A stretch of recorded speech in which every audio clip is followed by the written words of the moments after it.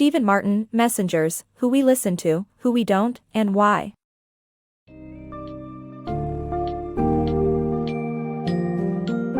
In the age of information overload, we often find ourselves influenced by the messenger rather than the message itself. Messengers, Who We Listen to, Who We Don't, and Why, authored by Stephen Martin, aims to unravel why some individuals are effective at captivating our attention, while others struggle to be heard. In this summary, we explore the key elements of a powerful messenger, ranging from qualities like dominance and competence to attractiveness and warmth. As we delve into insightful examples and thought-provoking studies, you'll discover how these seemingly unrelated attributes actually affect the effectiveness of messengers in various fields.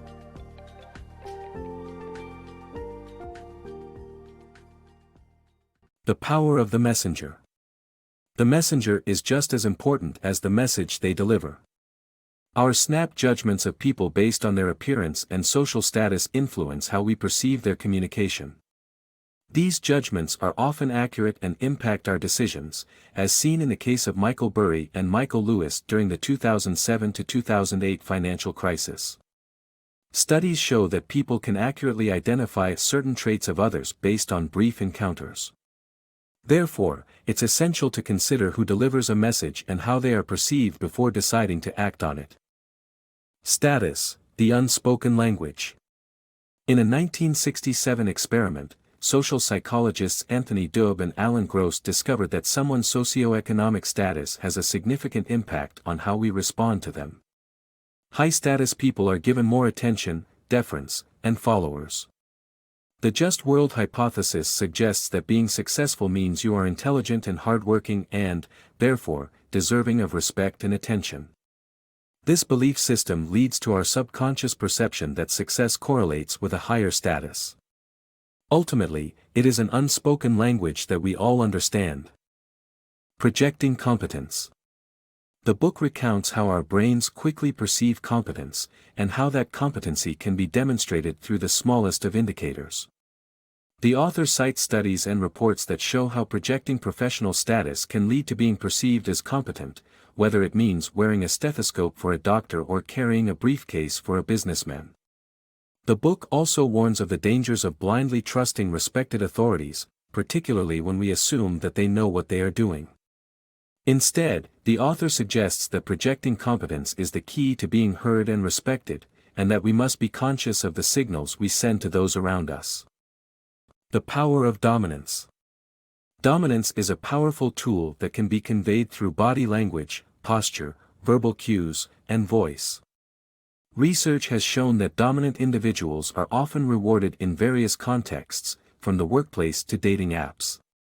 While dominance may be effective for getting listened to, it does not necessarily translate to being liked. The advantage of being attractive. From infancy to adulthood, humans are wired to be drawn to attractive faces.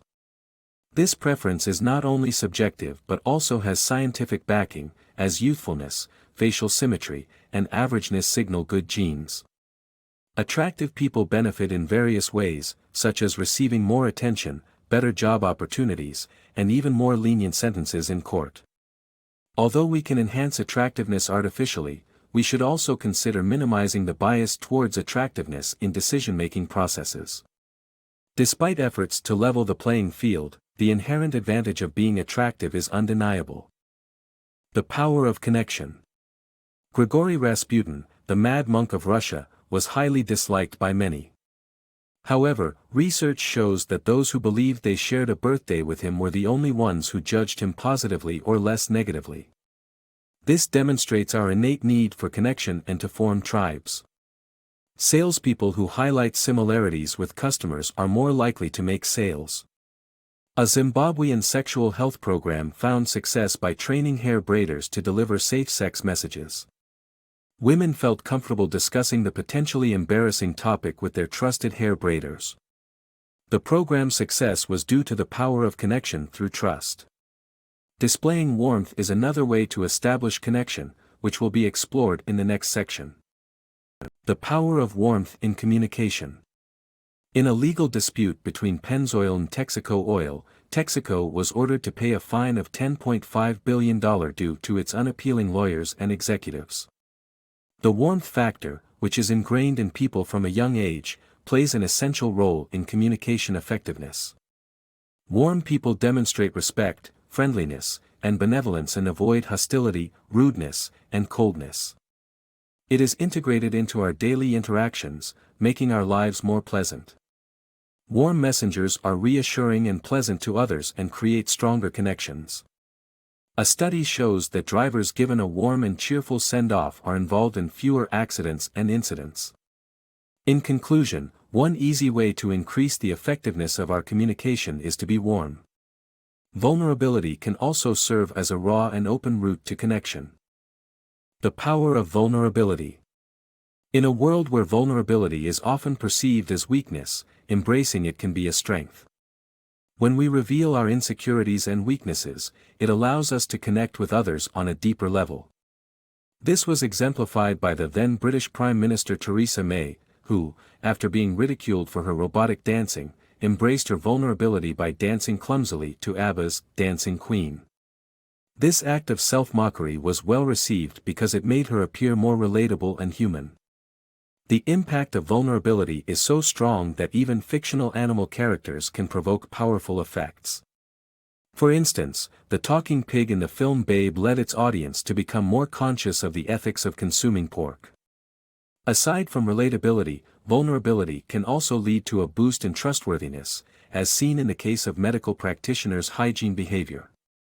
By drawing attention to the importance of good hand hygiene in protecting patients from catching diseases, they were more likely to follow through. When we embrace our vulnerabilities and draw attention to others' needs, it fosters a connection that outweighs any loss of status we may fear. Building trust. Trust is crucial in all types of relationships, including business and personal. To be seen as trustworthy, consistency is key. Positive and consistent interactions with others can lead to a perception of trustworthiness.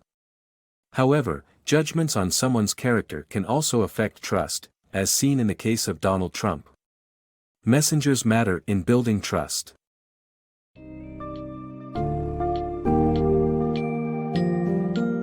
As we wrap up the summary of Stephen Martin's Messengers, we are reminded of the decisive role played by messengers in the successful delivery of a message. From socioeconomic status to competence, dominance to warmth, and attractiveness to trustworthiness, the qualities of a messenger powerfully impact how we perceive and respond to information. Learning to recognize these traits and their implications can help us better understand why certain individuals command the spotlight, while others struggle to be listened to. This comprehension of the nuances of human interaction can ultimately enable us to become more effective messengers in our personal and professional lives, communicating and influencing with greater success.